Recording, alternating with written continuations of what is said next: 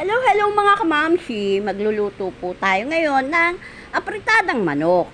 Siyempre, ang ating ingredients ay manok, hiwain ng tamang laki, bawang, sibuyas, kamatis, toyo, suka, tomato sauce, carrots, bell pepper, hotdog, mantika, paminta, pasas. Lagyan nyo po ng konting asukal mga kamamshi at pampalasa. Yan po ang ating ingredients mga kamamshi. O ayan, maluluto na po ang ating apritadang manok. Masarap po ito. Maya maya ay papatayin na natin ng apoy mga kamamshi.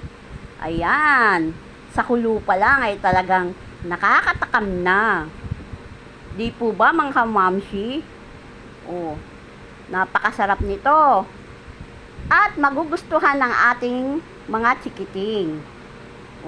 Yun lang po. Maraming salamat po. Hanggang sa muli, wag po kayong magsasawa sa panonood ng aking mga reels. Bye, mga kamamshi! Salamat!